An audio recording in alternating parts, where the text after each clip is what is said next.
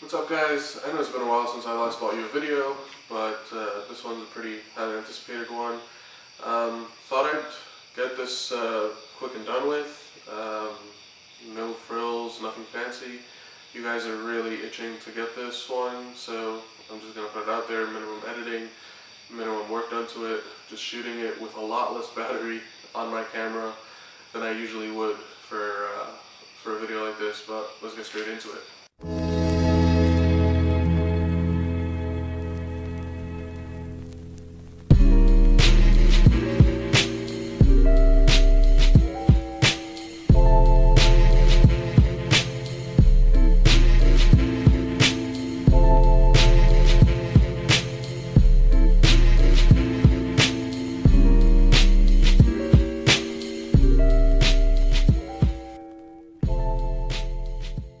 What we're looking at here is the Hi-Fi Max Android 7.1 in-car tablet for the Focus lineup.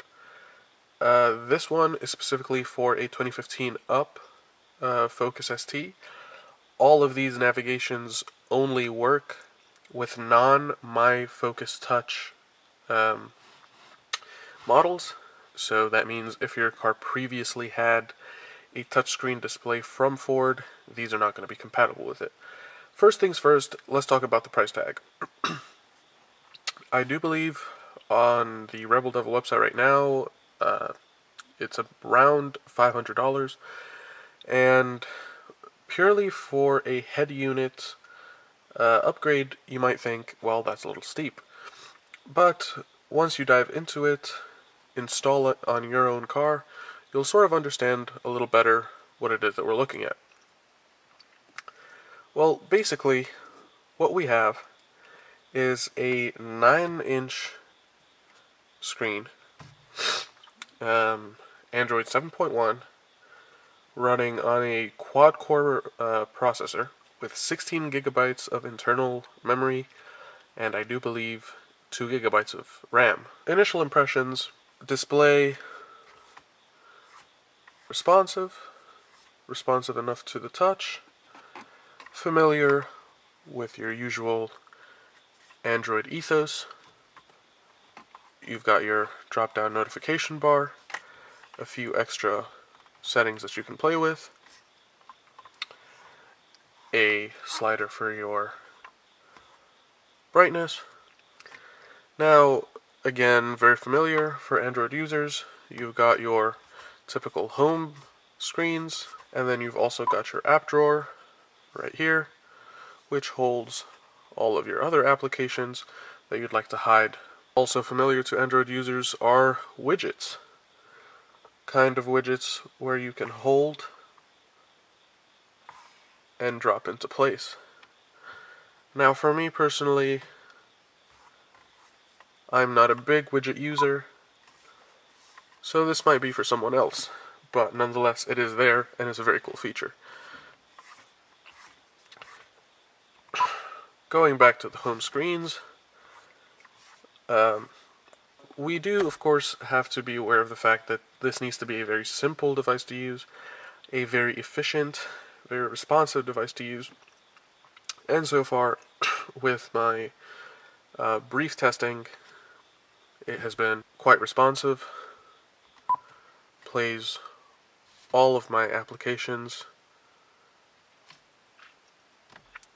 Takes a second, but gives you all of your familiar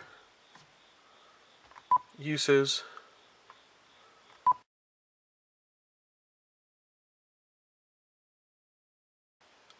Plays everything that you want of it, and you definitely benefit from some familiarity with Android usage. Another very useful, application to this, a few things such as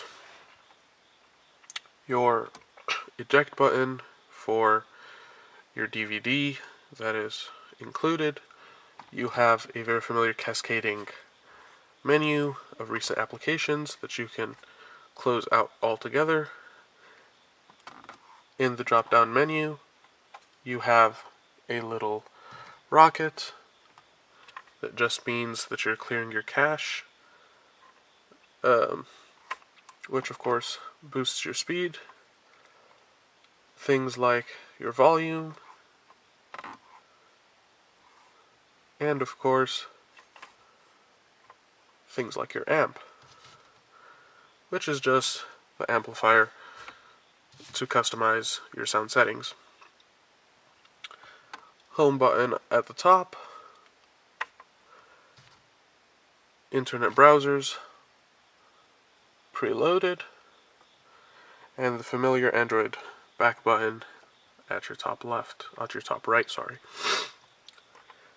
Besides that, it gives you all of your quick buttons right here, so that you don't have to drag and mess with them as you're driving, of course. So that right here, the ability to boost your speed, right there, your amp, and of course the ability to toggle through your volume 0 to 30. The ability to go through the buttons, from the ability to toggle to your navigation here in Google Maps, to turning off the screen altogether with the dim button. Press the dim button to toggle back on. Home screen to go home. Now, a few quirks of this particular system is that for some reason I have not been able to put apps directly on my home screens. Rather, it comes pre-installed with an icon called APK Installer. To access your apps, you simply go to Manage and toggle as you please, pressing Launch. As you can see here, of course, we can open up Google and you can watch your favorite channel and your favorite guy telling you how to install parts for the Focus ST. Skip, close, and slide away as you normally would do with an Android. Also, for those of us that prefer Waze over Google Maps, that is also readily available.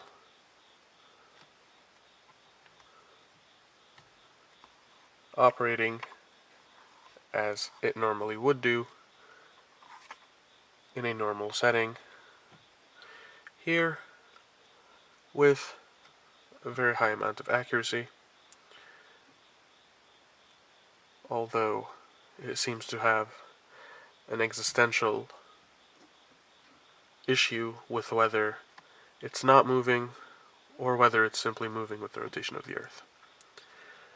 Haha, jokes aside, everything here works well, works quickly, and is beyond a shadow of a doubt an amazing upgrade to the ST1 or base focus model entertainment system. A few questions that, of course, were asked are questions like, do the rear view cameras work? Currently, I have to honestly say it is not compatible with the stock rear view camera, although Mike Johnson at Rebel Devil Customs does anticipate that there should be no difficulty in adapting the stock camera to work with this system. Furthermore, it is also very important to note that all of the keys on the steering wheel work, including a voice command, drop, and pickup call works. It is compatible with your phone. It will connect to your phone via Bluetooth. For me personally, what I do to access applications like Spotify while on the road, and to smooth out the use of Google Maps, I connect it via a mobile hotspot to the head unit, and I just allow it to do its work. For me, that is not a big deal because I am using unlimited data through my internet provider. However, this is going to be something that you might want to keep in mind. However, I do believe that there is the alternative to add a 3G dongle, which simply allows you to purchase a 3G only SIM card from your wireless provider that will make it basically receptive to 3G, 4G, and mobile data signals through your carrier directly to the tablet and not through your cell phone. As far as the price tag of $500, it is very, very important to realize that this is not just an Android unit. It's not an Android tablet glued to a face that looks like a Focus face. It's important to realize that this ties in with the entire vehicle, where Samsung can put out a phone that is a standalone Samsung unit that is not guided by the rules, regulations, infrastructure, hardware, and software of a pre-existing environment. They can build their standalone device and have it do whatever it wants per its own rules. Here, Hi-Fi Max bought us a Android unit that works in tandem with the pre-existing Ford software and hardware, works seamlessly, and is miles the best thing in this interior currently, besides my anarchy mode of shift knob. However, all jokes aside, there is no purchase that I am as excited with as I am with this one. It is very, very functional, very fluid, excellent quality, and in my opinion, underpriced at $500. Well guys, I hope you enjoyed this video. It's about 90 degrees in this garage. It is very hot. I'm very sick. So, please thumbs up, subscribe, catch us at the next video.